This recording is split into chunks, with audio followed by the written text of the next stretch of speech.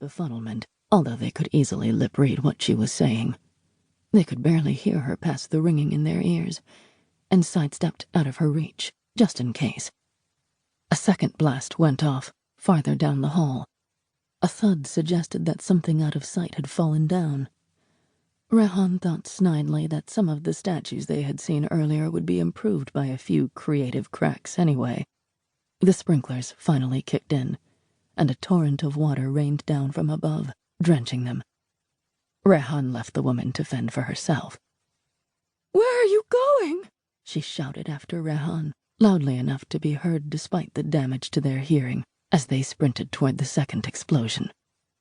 "I have to save the painting," Rehan said over their shoulder. To Rehan's dismay, the woman pivoted on her heel and followed. Rehan turned their head to lip-read their words, almost crashing into a corner in the process. "You shame me," she said as she ran after them. "Your dedication to the arts is greater than mine." Another explosion. Lius, whose hearing was unaffected, was wheezing into Rehan's ear. "Dedication to the arts," she said between breaths. "Dedication, you." Rehan didn't have time for Lius's quirky sense of humor. Just because they couldn't tell a color wheel from a flywheel didn't mean they didn't appreciate market value. They'd just rounded the corner to the relevant gallery and its delicious gear collages when Rehan was alerted, too late, by the quickened rhythm of the woman's footsteps. They inhaled too sharply, coughed at the smoke, and staggered when she caught them in a chokehold. "What?"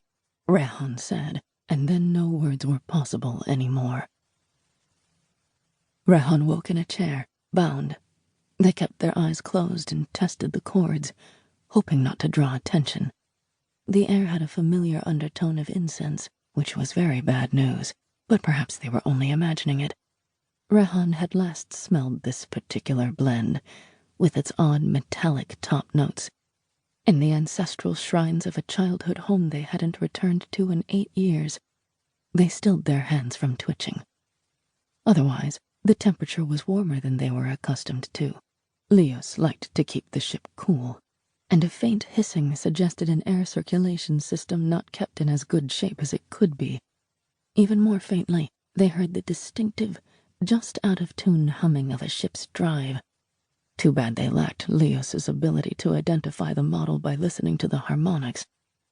More importantly, how many people were there with them? They didn't hear anything, but that didn't mean.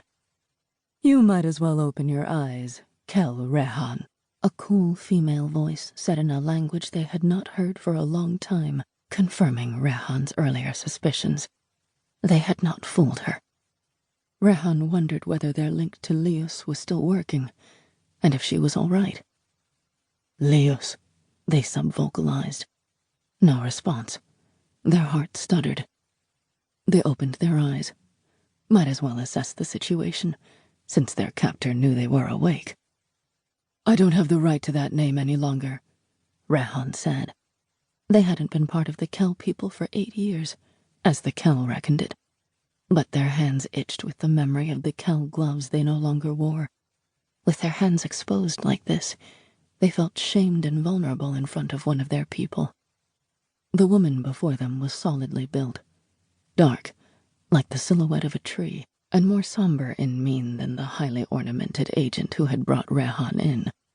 She wore the black and red of the Kel judiciary. A cursory slip of veil obscured part of her face, its translucence doing little to hide her sharp features. The veil should have scared Rehan more, as it indicated that the woman was a judge errant, but her black Kel gloves hurt worse. Rehan's had been stripped from them and burned when the Kel cast them out. "I've honored the terms of my exile," Rehan said desperately. What had they done to deserve the attention of a judge errant? Granted that they were a thief, but they'd had little choice but to make a living with the skills they had. "What have you done with my partner?" The judge errant ignored the question. Nevertheless, the sudden tension around her eyes suggested she knew something. Rehan had been watching for it. "I am Judge Kel Shiora, and I have been sent because the Kel have need of you," she said.